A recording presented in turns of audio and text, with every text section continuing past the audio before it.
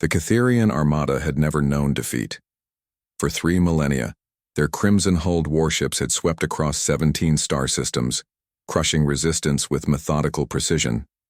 Their fleet commanders were bred for warfare, their technology, refined through countless conquests, their tactics honed to mathematical perfection. Fleet Admiral Zexathara stood on the command deck of the flagship World Render, gazing through the observation ports at the human colony of New Terra. The planet hung before them like a blue-green jewel, its orbital defense platforms already reduced to glowing debris by their advanced scouts. Intelligence reported only a single human vessel remaining in system, a laughably outdated destroyer that should have fled hours ago. "Admiral," chirped Communications Officer Veltok, his forearms dancing across the control interface. "The human vessel is broadcasting on all frequencies." "Surrender terms, no doubt." Zexthera's mandibles clicked in amusement. "Display it." The holographic screen materialized, revealing a human male in a worn military uniform. His hair was graying at the temples, his face weathered by what the Catherians recognized as years of space travel. Most remarkably, he appeared completely calm. "This is Captain Marcus Chen of the UES Defiant," the human said, his voice steady. "I'm transmitting directly to your fleet commander." Zexathera activated the return channel. "I am Fleet Admiral Zexathera of the 3rd Catherian Armada. You face 200 warships, human. Your world has no defense fleet, no orbital fortresses, no hope. Surrender now, and your people will be granted the mercy of quick processing." Captain Chen leaned back in his command chair, and something that might have been a smile played at the corners of his mouth. "Admiral, I appreciate the offer, but I'm going to have to decline.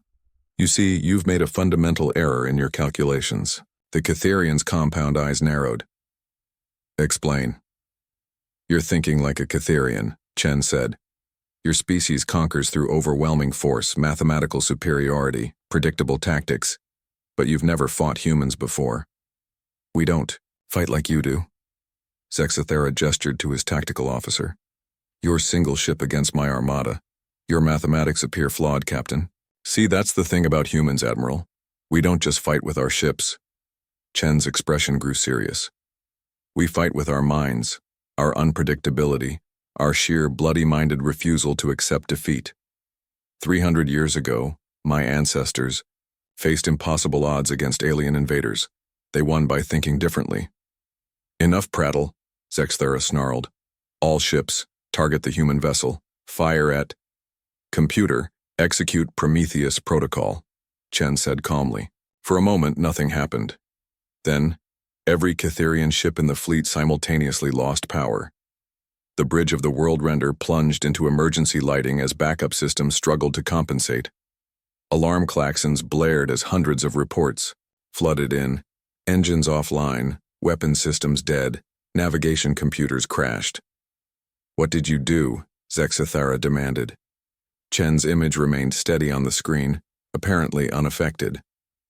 40 years ago, a human xenobiologist named Dr. Sarah Okafor made a fascinating discovery about Catherian technology. Your quantum processors all operate on the same base frequency, very efficient for synchronized fleet operations. The Admiral's claws extended involuntarily. "Impossible. Our systems are shielded, encrypted." "Against conventional attacks." "Sure, but Dr. Okafor wasn't conventional, she was human." Chen leaned forward. She realized that if you could introduce a specific quantum virus into that frequency, it would propagate instantly across your entire network. The virus we just transmitted contains 40 years of accumulated human computational warfare experience. On tactical displays throughout the Catherian fleet, system after system showed red. Navigation, weapons, life support, communications, all compromised by cascading failures as the human-designed virus rewrote fundamental operational protocols. "But how?" Veltok whispered, his forearms trembling over dead controls. "Our technology is centuries more advanced." "That's your second mistake," Chen interrupted, somehow hearing the officer's comment. "You think advancement means complexity. Humans learned long ago that sometimes the simplest solution is the most elegant." We've been fighting computer viruses since before we left our home planet. You've been fighting clean, organized warfare. This isn't warfare, Admiral. This is creative problem-solving. Zexathara watched in growing horror as his mighty fleet drifted powerless, their perfect formations breaking apart as ships lost maneuvering capability. What do you want, human? What do I want? Chen stood from his chair. I want you to understand something fundamental about humanity. We don't win by being stronger. We don't win by being faster or having better technology. We win by refusing to play by your rules. The captain walked to his own observation window, where the massive Catherian fleet hung helpless in space. Every ship in your armada is now broadcasting the complete tactical specifications of your fleet to every human colony within 50 light years. Your invincible technology, your battle strategies, your weaknesses, all of it. You cannot. This violates every principle of civilized warfare. Admiral. Chen's voice carried a weight that made even the alien commander fall silent. Civilized warfare is what you practice against civilized opponents. But you came here to exterminate my people, to process them like resources. That's not warfare, that's extermination, and humans have very specific responses to attempted genocide. He turned back to face the screen. Your fleet will drift here for approximately 6 hours before your backup systems restore minimal power.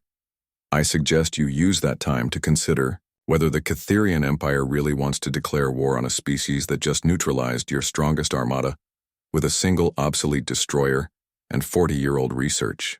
This cannot be how warfare is conducted. Admiral, you still don't understand. Captain Chen's smile was neither cruel nor kind. It was simply human. This wasn't warfare. This was pest control. The transmission ended. 6 hours.